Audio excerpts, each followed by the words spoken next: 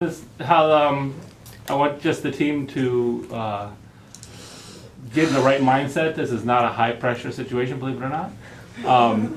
This is a place where you are getting your first dose of feedback, your first dose of commentary. Your every comment and everything you will receive, either written or orally, is meant to be constructive. The goal is to have a really great thesis 2.5 years from now. Or 2 years from now, it is. Yeah, 2 years from now. This is a stepping stone.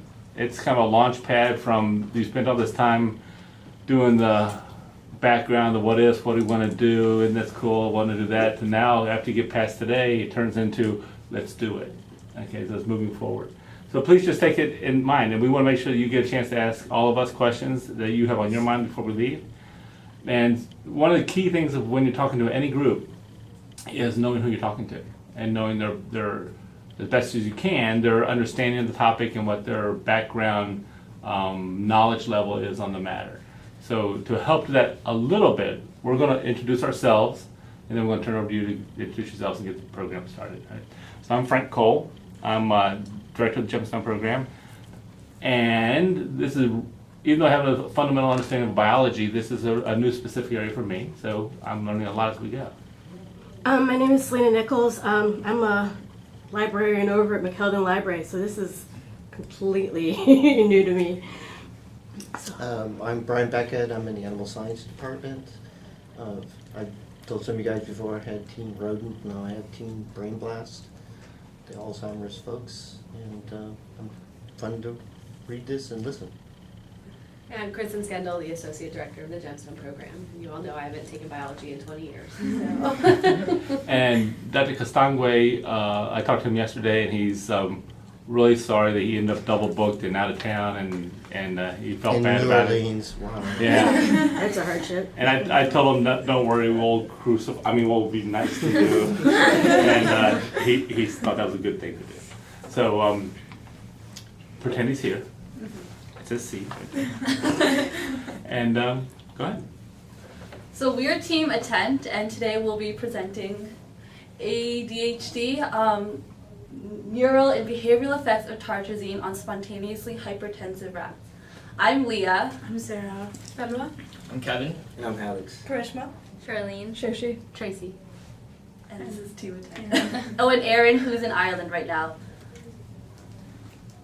So just a little overview of the presentation before we move forward. We're going to first go over the research problem, which is why we decided to choose ADHD, and then we'll go into our research question. After that, we'll look at the literature review, which we had done for the semester before we really formed our teams and got this project together. Afterwards, we'll tell you the hypothesis and then our experimental design. After the experimental design, we'll go over our data analysis methods as well as our plan of progress. So first of all, attention deficit hyperactivity disorder is often referred to as ADHD. This is one of the most common diagnoses of children in school. Approximately 5% of school-age children do have ADHD, and as a result of it, many people have turned to prescription pills to solve these issues. Unfortunately, oftentimes these prescription drugs have severe and harsh side effects. This includes insomnia, loss of appetite, as well as depression and anxiety. As a result, these just aren't very popular and have been chosen, and it has been looked at to use alternative methods instead of these pills.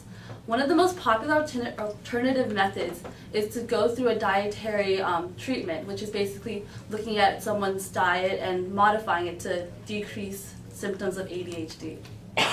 We decided to look at food additives, which in the past have been linked to higher ADHD symptoms, like ADHD-like behaviors. And in specific, we decided to look at tartrazine, which is yellow dye number 5. Tartrazine can often be found in Mountain Dew, Gatorade, and Captain Crunch. It's a nice diet. I don't like those things anyhow. Yeah. I was just eating Captain Crunch, and I was so I wonder if it has tartrazine, and it did. I was so upset. But our research question is, how does dietary tartrazine impact dopamine levels and expression of ADHD symptoms? So in order to develop this question, we had to do a comprehensive literature review. And in order to do that, we used various search engines, NIH, PubMed, EBSCO, ResearchPort, and many of the sources relate that patients with ADHD tend to display lower levels of dopamine. And dopamine is a neurotransmitter that's involved in the reward pathway as well as the spontaneous activity pathway. And we found that patients with decreased levels of dopamine showed an increase in ADHD-related symptoms. And due to the increase of food additives that Leah mentioned, such as food dyes that are in processed foods, we find that there's an increase in behavioral disorders and symptoms such as hyperactivity, impulsivity, and inattentiveness. So based off of the readings we did, we were able to create our hypothesis, which is an increase in dietary tartrazine will lead to a decrease in dopaminergic activity and an increase in the expression of ADHD symptoms. So in order to conduct our experiments, we needed to find a good rat model, and we decided to use a spontaneously hypertensive rat model, or the SHR.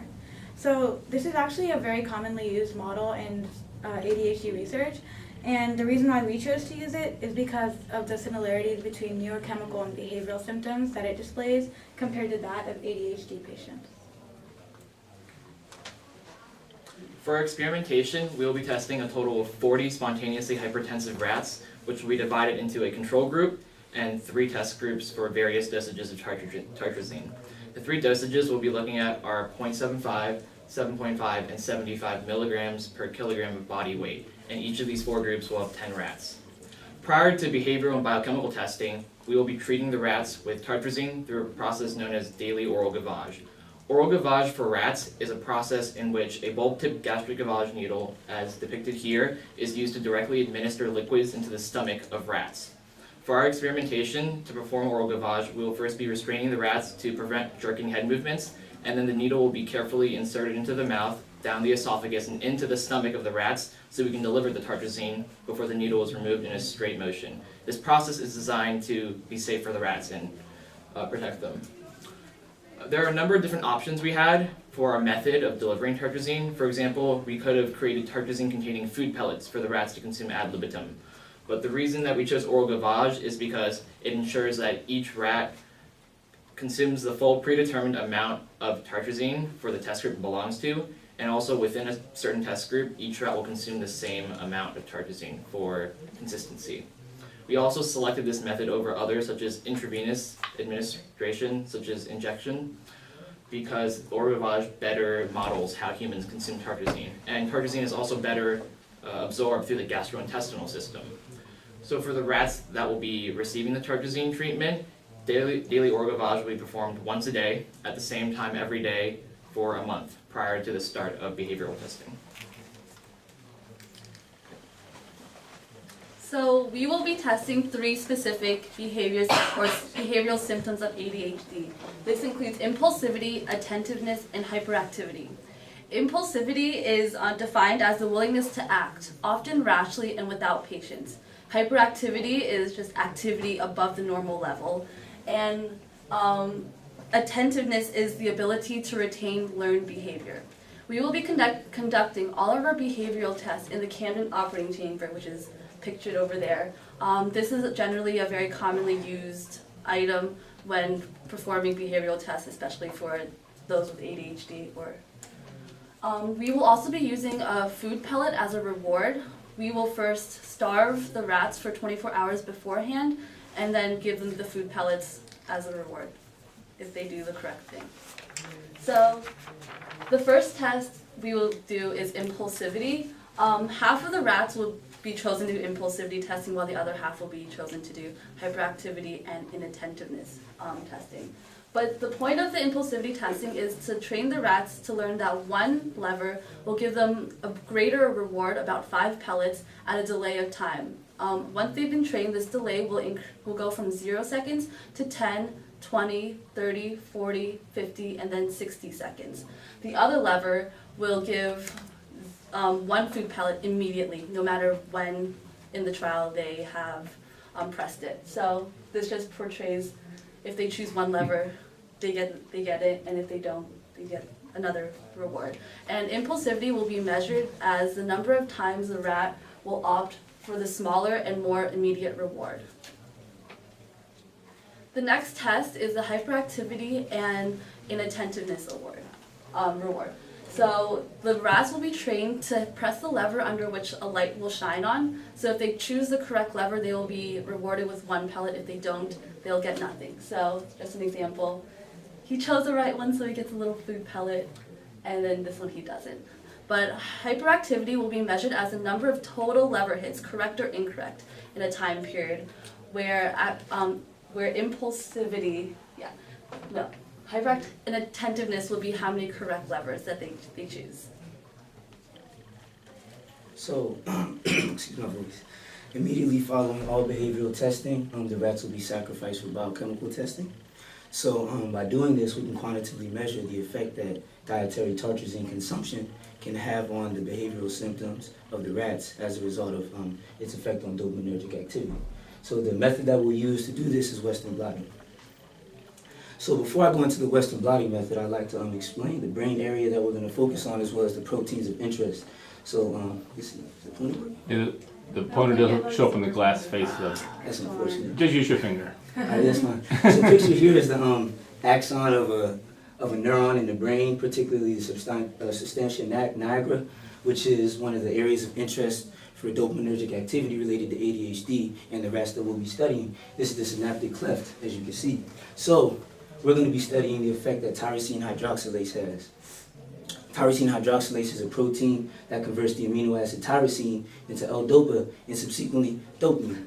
So by studying the amount of tyrosine hydroxylase that is present as a result of tartrazine administration, we can accurately figure out the amount of dopaminergic activity that's occurring and its effect on the behavioral symptoms of ADHD. For our project, we expect that the amount of tyrosine hydroxylase between experimental groups compared to the standard will decrease as tartrazine administration increases, which is going to be correlated with an increase in the behavioral symptoms of ADHD. So for this, we're going to use a Western blotting. So for the steps, the first step is centrifugation. So for the first step, we're going to take the brain sample collected from the sacrificed rats, mix it with the phosphate saline buffer, as well as a cell lyase buffer, and then centrifuge that. We're going to take the centrifuge product and run it through a gel electrophoreter. So basically, the gel electrophoreter is like a gel stacking membrane, which is used to separate proteins of various sizes and charges using an electric current. By doing this, we can isolate tyrosine hydroxylase. The following step is a membrane transfer. So the proteins which have now been separated will be transferred to a polyvinylidene fluoride membrane.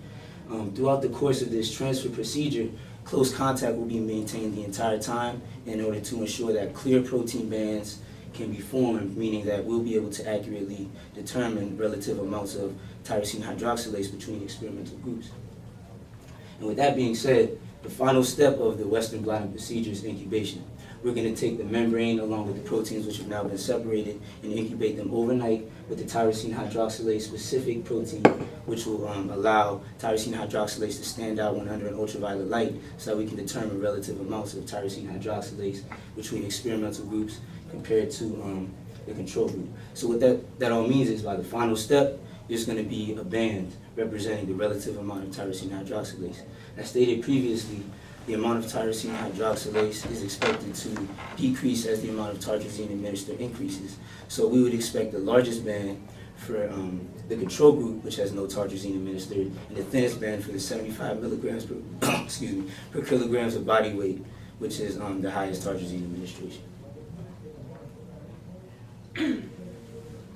So for our biochemical and behavioral data, we will analyze for variance and significance using ANOVA and MANOVA testing. ANOVA is analysis of variance and MANOVA is multivariate analysis of variance. We'll use a p-level of less than 0.05. This is our plan of progress. We have submitted our thesis proposal and hope to collect materials this semester along with finish applying for grants and applying for IECOOC. This summer we will begin phase 1, which is the administration of tartrazine.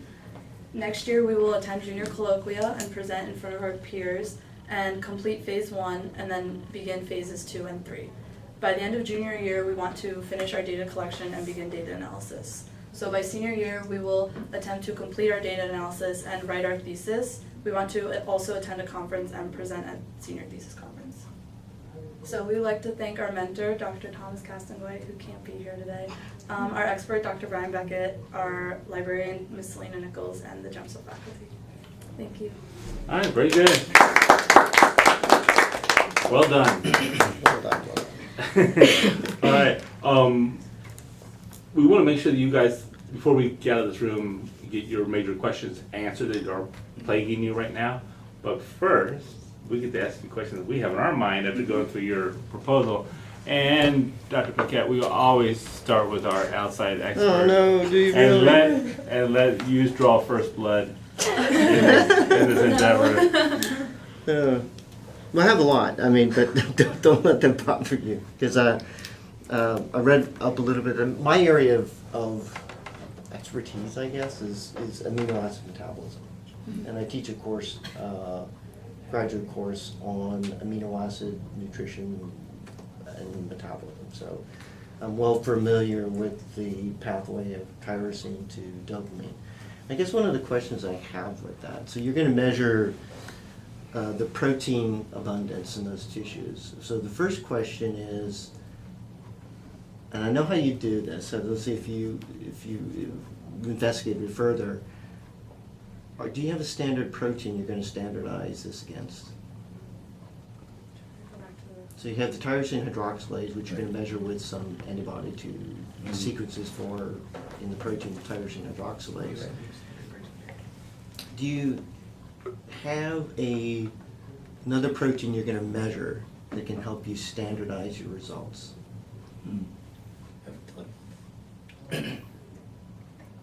I don't think we have at this point, but I know we've talked about it. So which one might you use? I don't know if this one is there. It should be. What one do people normally use? We haven't discussed it yet, but our mentor, Dr. C, he was saying he has one that we can use that's already in the lab, but he hasn't really Right. told us what it is. Well, one of the things you do, you find a protein that is commonly and consistently expressed in those tissues.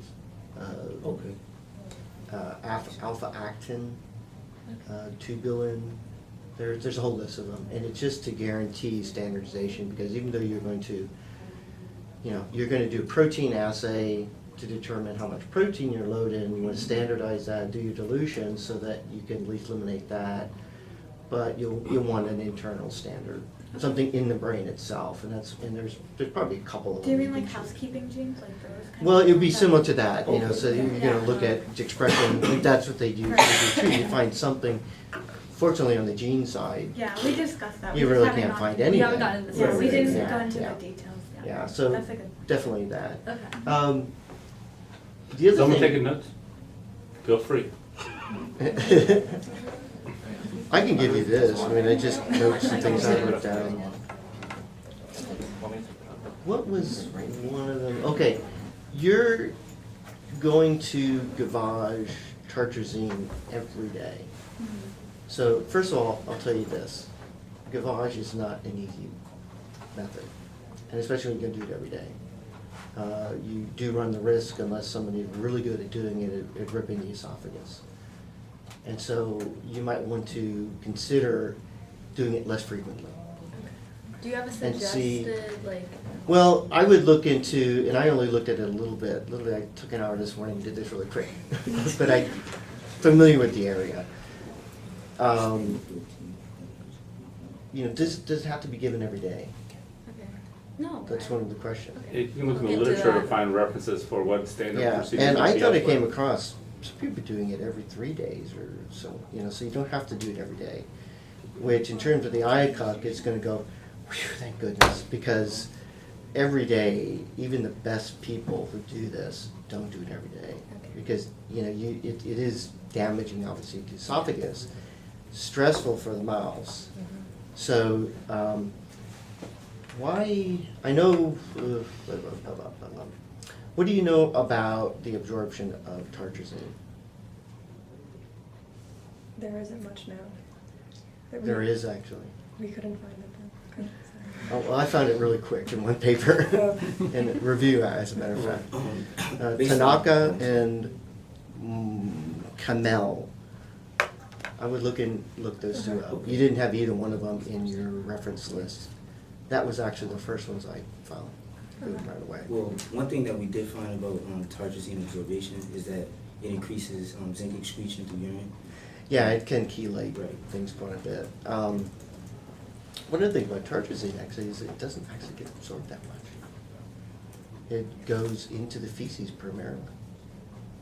But that doesn't mean that at those levels that they absorb that it isn't effective, because obviously right. it is. So the dosage may be huge compared to the absorption quantity. Right, Yeah, okay. yeah, true. I'm just sort of testing, these are sort of things I think about. So in terms of the treatment itself, tartrazine, does tartrazine pass the blood-brain barrier? I heard about that, but I don't know much. It doesn't. So how does it affect the brain?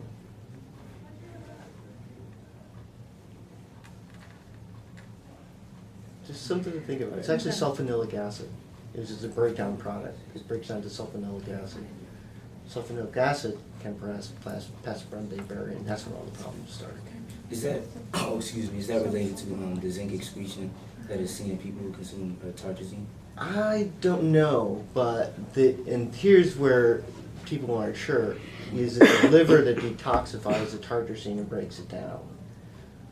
Or, sort of one of the prevailing ideas is that it's gut microbes that break down the tartrazine to sulfonilic acid that is then absorbed. And the sulfonilic acid passes the blood-brain barrier. And that's the one that causes all the problems. But I think you're right in using tartrazine, because that's what it's going to be like in the normal In the diet. itself. Yeah. But, excuse me, I'm trying to keep up here. So when you're doing your protein speciation in your gels, were you looking, you were looking for tartrazine as a No, signal they're there? tyrosine hydroxylase. Right. Right. Okay, sorry. This one right here? Yep, got it. So that's the enzyme that breaks it down. Got it. Tyrosine into That makes dopamine. Right. What With about? dopa in the middle, which I like that name. But what about? Is there anybody have an antibody assay or where you can do a Western with an antibody to dopamine decarboxylase, which is the other We enzyme? were actually talking about that at our last mental meeting, and we're in a position right now where we could actually do either. We just have to make that decision before we obtain the antibodies, which are going to be isolated in the rest of the Okay.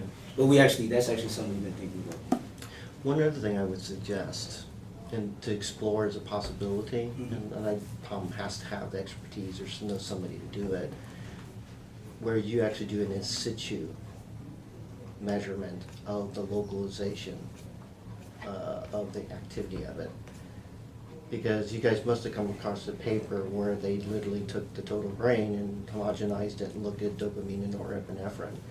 And they found with tartrazine and some of these other color agents that there is no change. It doesn't mean there isn't a change, it's a local change. So you might want to think about honing that down to some sort of, where you do slices and in situ, you do essentially an ELISA on that with, this. Usually it's an antibody attached to some sort of a horseradish peroxidase, something where you can actually visualize where it's located at. That's the first thing I came across, and I saw what you guys wanted to do. And so I thought, well, okay, you're going to look at locally where this is occurring, and you might want to think about that, because it may be you just don't pick it up, because you got all these different brain regions that also make dopamine, but you want to localize it to substantia, how do you pronounce that again? I can't do it. I accidentally said Niagara during the presentation. I didn't pick it up. I thought I couldn't even pronounce that part of it. So. Do you want to Dr. Beck, take a breath, and maybe you guys want to react to any of that, or you just want to take it in? I think it was all really good advice. Oh, we haven't definitely. really thought about. Yeah. Yeah, because like I said, with the sulfonilic acid, I mean, I actually found the reference back in 1979 where they give sulfonylic acid intraperitoneally every 2 or 3 days. They did it for, I think it's 30 days, sort of like what you guys are doing. And they did see an increase in hyperactivity and in impaired shock performance, which I guess is similar to one of the methods you're going to use. We actually did see one paper, and I believe it was a Journal of Toxicology from like 1962 that mentioned sulfonylic acid. Yeah. It talks about tartrazine metabolism in rats, humans, and rabbits. Yep. Yep. But I think we just overlooked it, so we do really appreciate that advice, and we'll Yeah, go back yeah. and look at that source. I mean, not saying, I mean, just something I would look at to be absolutely sure. I mean, you do want to do the yellow number 5 dye, whatever. I'm amazed, man. I'm not going to eat anything colored unless Yeah. it's natural. I know. Carotenoids. I was thinking, I'm aware of that now. I was like, I never want to eat it. Sure. What am I Me too. eating that's yellow? They better not put that stuff in my cheese. Some of it they might. Maybe, Well, they maybe, do, yeah. maybe your cheese puffs. Cheese puff, yeah. So you do recommend continuing with tartrazine and not the acid, right? I guess to me, it's always down to the question, and I guess part of your question really is, first of all, obviously it is known that the sulfonylic acid comes from tartrazine. Right. And it may be more clear and easier to use your tartrazine as your stimulus, and then allow you to better investigate what's happening in the brain. Okay. Yeah. I was even wondering if you might wanted to have something where you gave them dopamine. You know, sort of one of these things where you try to overcome something they've already got. So can you overcome it by giving them dopamine? I don't know if it must be you can do it peripherally, or you change the tyrosine content of the diet or something. It's interesting. I find it. I mean, this area is actually, you know, you don't know if it even goes into Parkinson's. In Parkinson's, part of the genetic portion of it is the fact that they have a defect in phenylalanine hydroxylase. And because of that, they actually get a buildup of phenylalanine. People who have phenylketonuria also have this. But the consequence of it is that there's very little tyrosine, or the synthesis of tyrosine is low, and so is the dopamine levels in the brain. Y'all addressed that a little bit in your lit review, right? Yeah. I thought you did, yeah, Yeah. PKU, yeah, okay. Yeah, that's right. All right. Well, so far you've got a wealth of information. Very, very helpful stuff. Yeah. Oh, here, Yeah. here's just some comments here, and somebody might want to actually, you're gonna write these down. 24-hour starvation of any animal is an exception to the care and use of animals, the guide. And you have to justify that pretty strongly. Okay. Now, they have done this, Right. yeah. That's Typical is overnight or 6-hour starvation. Okay. Anything beyond that is what we call an exception to the guide. And the guide is literally the guide for the care and use of animals. And that's, you all should have read that or seen it in 202. It's on the campus page. Yeah. And there's several of them. So if you're going to starve them, Mhm. that's actually not as bad as if you're going to remove water. Mhm. But obviously, if you remove water, you're going to get very dehydrated animals, Yeah. for sure. But definitely check that out. Okay.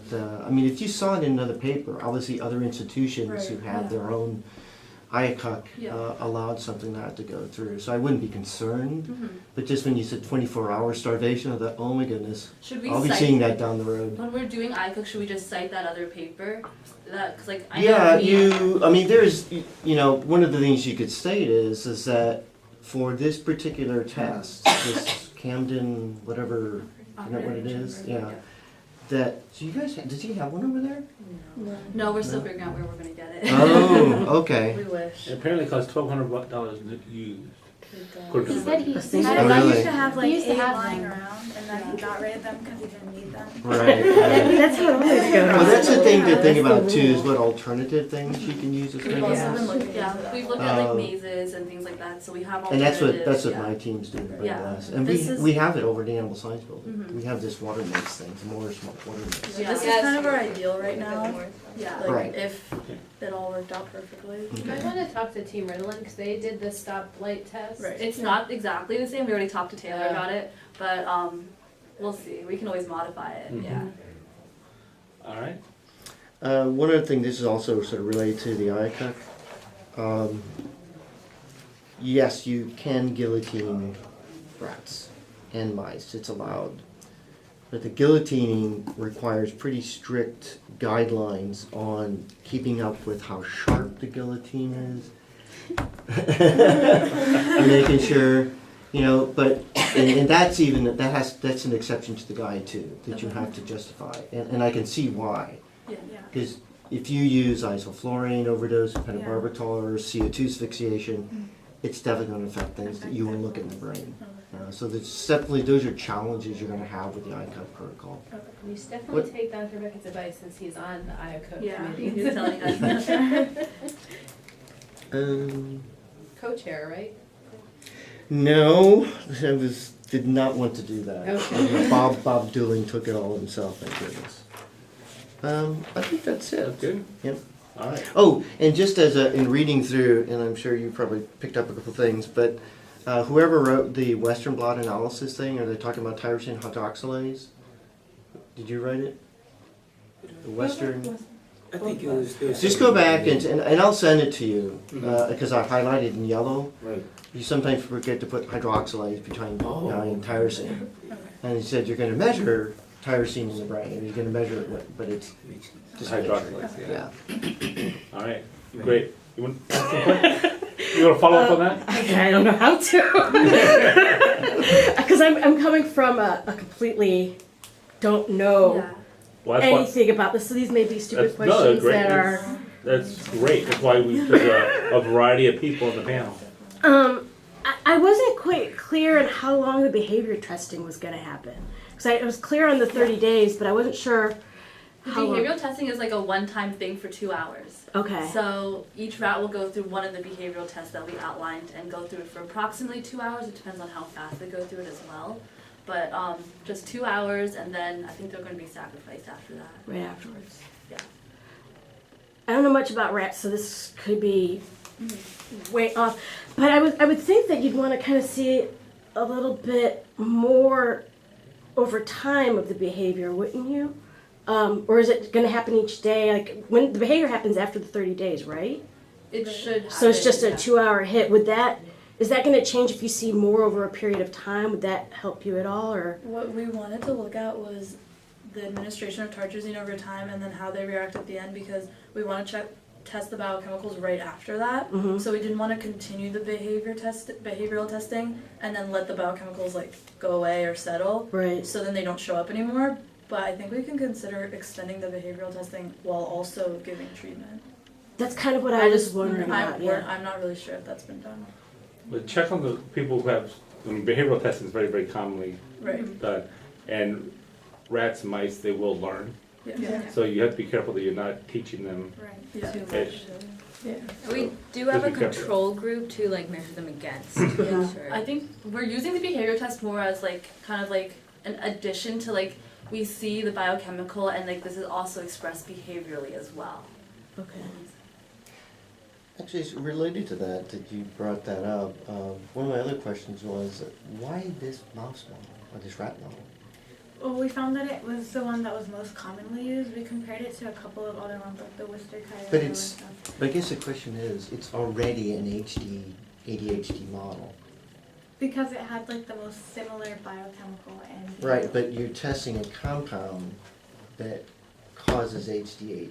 Oh, that it already compound. exhibits It's already I in think there. you're So I'm concerned wondering with is that, what- right? Yeah. We're it's concerned more is whether concerned or not like- it will augment the actual symptoms. Okay, Yeah. Because the children and people who have ADHD have ADHD. Like you're not getting ADHD from the tartrazine. It's something that is We want to see. It the exacerbates- yeah, it's expression. exacerbating I the gotcha. symptoms. Yeah. Mm-hmm. All right. Okay. So ultimately, Yeah. we want to Good look point. if it should be restricted from the diet of ADHD patients. Since we were looking at alternative Gotcha. therapies and Yeah. going the nutrition route instead of Yep. pharmaceutical. You might want to strengthen that in Yeah. your statement there. Do you want to carry on with some? I was just kind of still stuck on the long-term one, but just because if you only have a one-shot hit with a behavior, then you kind of don't really see how the animal is over a period of time. It could be naturally one way or another way. I would be concerned about the 1-2 hour hit that you're not kind of getting really a full picture of how its behavior is or how it's changed, because wouldn't the amount in the blood kind of go up, or is it going to just stay Well, they're giving repeated doses of Right. tartrazine, and I saw some of the data where you have to get to a certain number of days where you see an effect. Like Right. 12 days wasn't adequate, or 6 days, or something like that. You have to get to there. But you actually bring up a good point, and you might want to consider this, is sort of what comes first, the chicken or the egg? And that's the same sort of question my team's trying to answer. You know, can you, once you get this response, is it there? Are they more sensitive to it? Is there sensitization? I guess one way or question I have, do you think there would be any benefit in performing the behavioral testing before and after and seeing differences? Yeah. Or Definitely, I'd Yeah. say. Definitely. Yeah, yeah. As long as it's, I mean, I don't, I'm not familiar with this behavior test, but I know with the water maids, you have to train them. Yeah. And if you do it repeatedly, you obviously lose any benefit of that test unless you have a separate group. Or you have a group that is your initial zero controls. Think about that, actually. Could you test them, pre-test them on the water maze and post-test them with the stoplight? You could, but you'd want to probably use the same I think the testing, best so they data get some would be- prepared. But probably the best would be before and after. In fact, that might be something you still want to put in. Okay.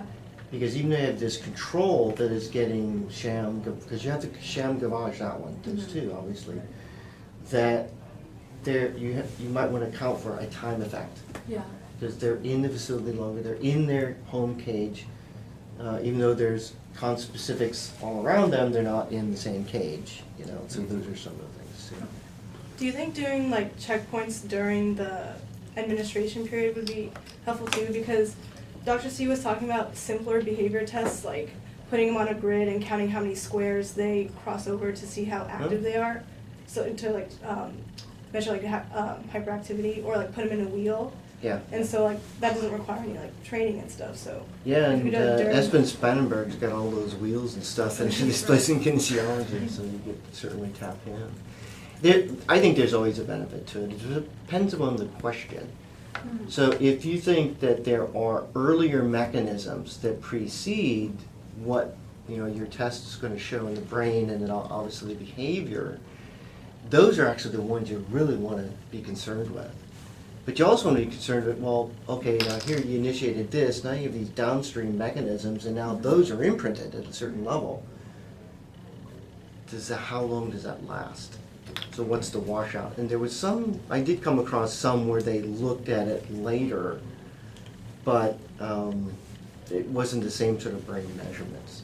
Because that's something I'd be curious at. Or do they get sensitized to it even? I mean, these are just possible questions that you might want to consider. All right.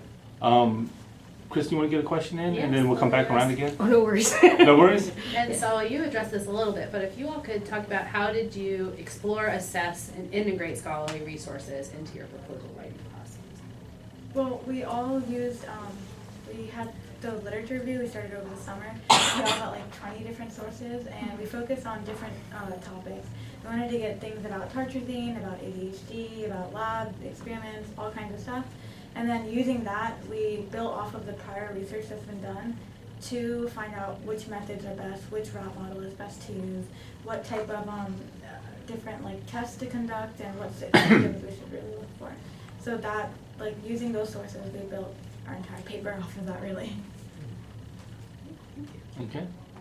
Actually, I have a related question, and again, you don't have to do it, but it's just one of these thoughts, because my head is always spinning anyhow, I can probably tell you. Would you expect that a non-transgenic model like this ADHD rat model, that they would respond differently to tartrazine? Is there something about the chemistry, physiology, neurophysiology of this ADHD brain that makes it very susceptible? And if that's a question to you, you might want to think about having a non-transgenic rat group.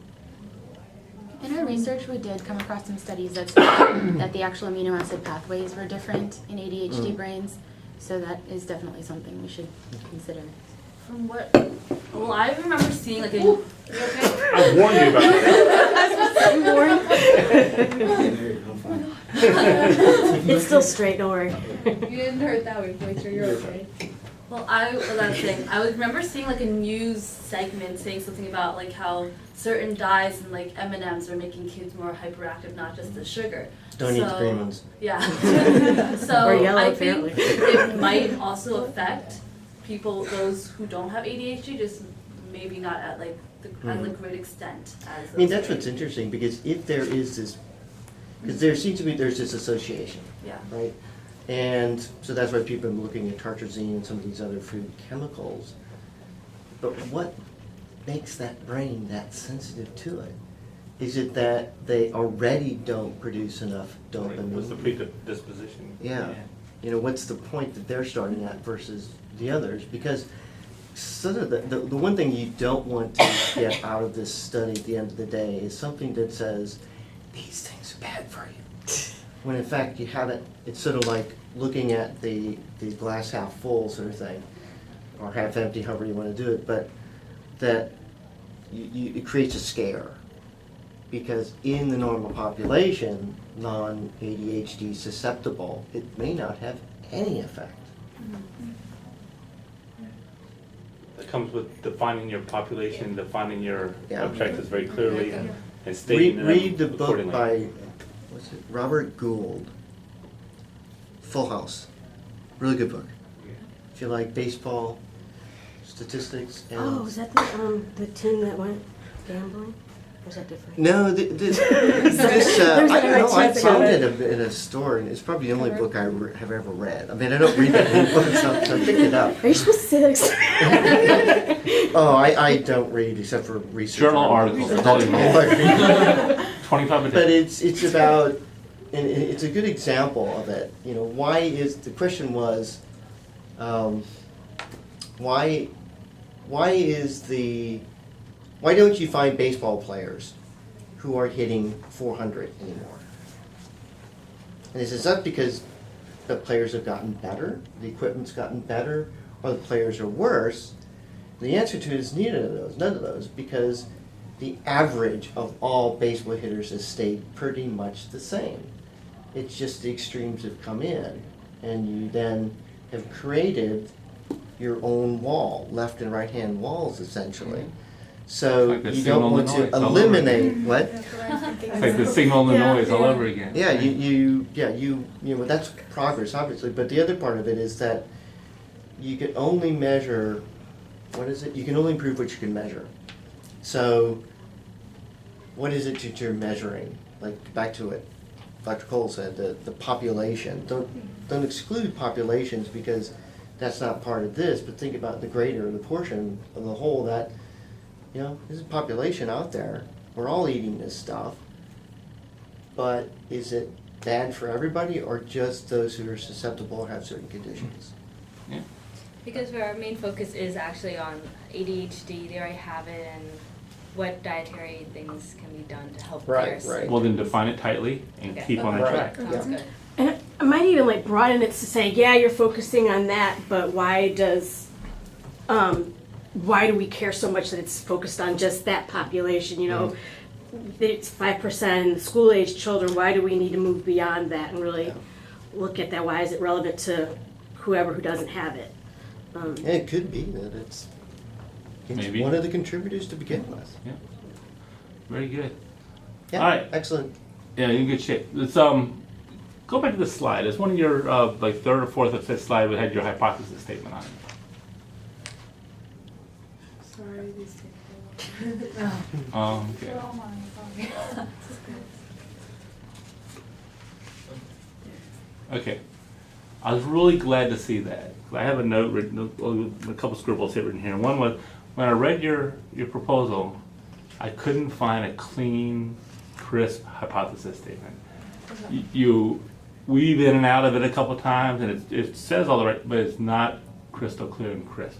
I think what you say is something of this Yeah. sort, but you have it, we expect to see one Right. and Increased two. expression, yeah. And I made one specific note that's on at the bottom of page 19, on page 20. You said you expect to see a decrease as a result of, I don't know what, because you didn't tell me what the hypothesis was up Right, front. right. So just, that's just an experiential, that's just writing experience, all that is. But make sure you look at it from the point of view, again, who's your audience? Who's reading this thing? Make sure that I know exactly what question you're trying to ask, exactly what population are you focusing on? And Who's why. your papa? So that's just fine. It's the only thing, and I was really glad to see, I was going to get all over you about it, but when I saw the slide, I said, well, there goes my big punch. Because you did it. When you had to be concise, you did it. But when you had plenty of room to write, you forgot to concisely put it up there. Okay. The only other thing I was like to bring up is the budget for your research. You present a budget that looks very conservative to me. I think it's low budget, but yet it's still $5,500, which you got to find someplace. What are your thoughts about looking for grant money? We're currently in the process of looking. We actually have found a bunch of grants that we are reading over what the requirements are at the moment, and we're going to apply for them. as soon as Where possible. are they through? Is it NSF or NIH? There were a couple of different ones. There's a bunch of ones that were like small, like in Maryland, and then a couple other ones that. I just want to steal them so that I can. But make sure you pay attention to whether it's applicable or not, because if I'm a grant reviewer, I don't want to read something that shouldn't even be in the competition. Right. And also, deadlines. You have it. This rule of thumb is have the proposal ready a month before it's due. Yeah, we worked on the grant proposal already. Very good. Yeah. Very good. And It along to my guys. if you have any questions, I know that your mentor is well versed in writing grant proposals, but if you need help, let me know. But he should Yeah, have- the other thing is it depends on one. I mean, like with HHMI, is it still the ACC? HHMI is gone. Yeah. Is it? Oh my God. Those monies why? are gone. I found that just a couple days ago. Oh, We do that's have a one killer. more year of ACCIAC. One more, you have ACC, but then, But isn't there, with us joining Big Ten, open up some doors for, because certainly one of the There- reasons for it was this undergraduate, graduate student exchange. there are more doors out there. I'm not sure anyone's walked through those doors yet. But unfortunately for this, it may not apply. Because this is all about an exchange mechanism for the most part, Yeah, as far as I it's- know. The other place Be to looking. look is National Science Foundation and NIH, because there are certain sections in NIH that are actually for longer term undergraduate research. And that's what I want to get my guys to do. But with those, the two things about that. One, Dr. Castango's going to apply for it Right. because he's the PI. Yeah. Because of that, it has all the pain in the butt stuff you got to do to route it through Office of Research Administration. There's all these routing But forms you we have to can- submit through but that can NIH.gov happen. or grants.gov, and then some of these you don't find out for 6 to 8 months. So just be diligent about, searching as far and wide as you can, and let me know if you need any assistance on those lines. Maybe look at some of these advocacy programs. Yeah, People a who are couple of the looking ones for we have getting rid had. of food. Yeah. advertising. That's what one of the grants we looked at is for public health, specifically in Maryland. Good. Another one It's a was like smaller specific program. to neurological disorders.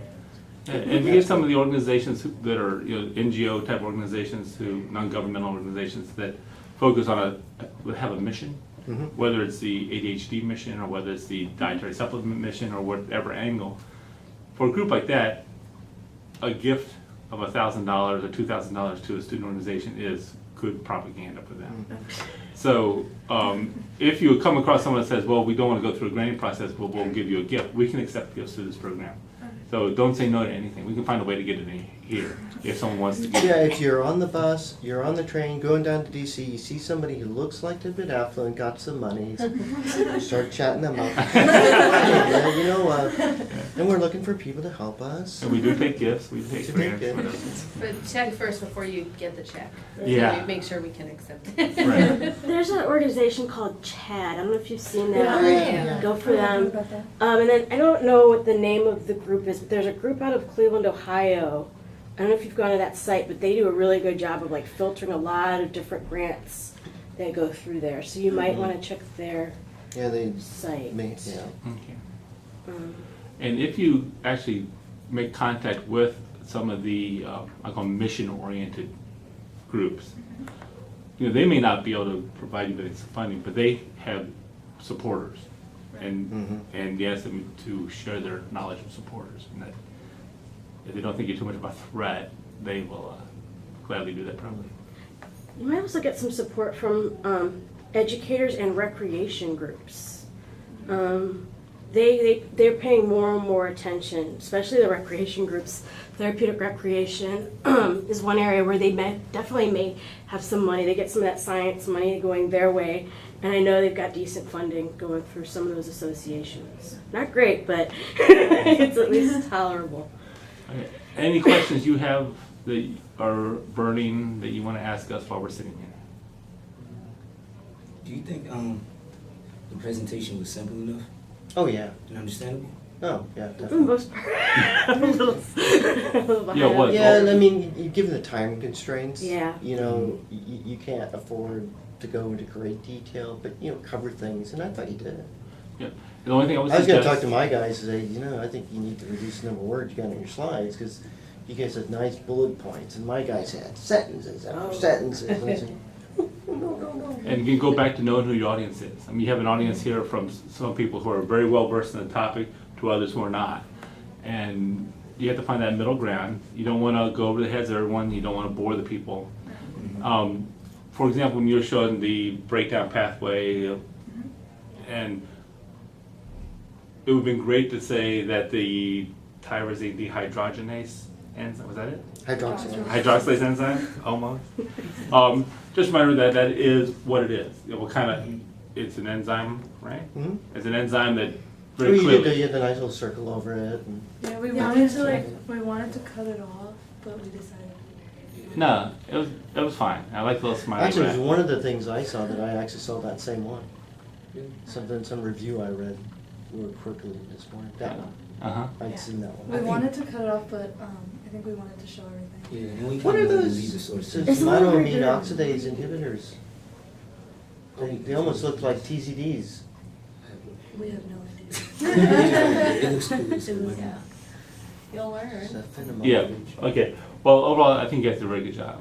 And like I said, this is your launching point, right? Now you have, don't think you have a lot of knowledge. You have a little bit of knowledge, and you're gonna learn a lot more as you go, but now you have some direction, you have some focus, and you can launch from here and go forward. I just encourage you to don't let your lit review get stale. I heard of a few great references right here. Yeah, and I found these in. Yeah. I can tell you guys a good Web of Science. If you haven't hit that one already, I should have mentioned it sooner. It's a great one. If you go in, basically you could take that original article you had and find out who cited it, and you can go up to 2 generations And later that's and actually, then I do the piggyback cheat that. way. I go through Google Scholar. Oh, that one works too. And I put in something, and then you go into the right, and I'd limit it to 2010 and to current. So much recent. And then I find something has a good title, and then I click on cited by, because those even come Yeah. after. And those are the people who are citing who are out there doing Now. different stuff. Web of Okay. Science is good because you get a visual perspective of it. You can actually get, you can literally see it, so you've got 2 generations before and 2 generations after, and you can keep going out from that. It's a nice map graphic, and it can really help you kind of narrow it in so you don't go too broad with too many things, but you can also still get a good broad. I mean, a lot of theses and PhD students, they really like to go there. Okay. And I'll actually give you these guys. I don't have Oh, any. thank you. Okay, thank you. no secret formulas written on there? No. I had to write the pathway in the back to remind myself. But I actually took this from my own notes because when I teach, just make sure I have the enzymes right, not missing anything. But I had 2 names written down here that you may want to look at for sure. Fantastic. Camel and Tanaka seem to have done quite a bit. I've seen some Tanaka, but I didn't. Yeah. Steven Tanaka, yeah, that was the name. I don't know how you guys could have possibly have overlooked this many articles. I mean, it's not like you had to read like 500 pages All probably. right, thank you very much. Good job. Thank you. Good job, guys. Sorry. Good job, guys. Saw that.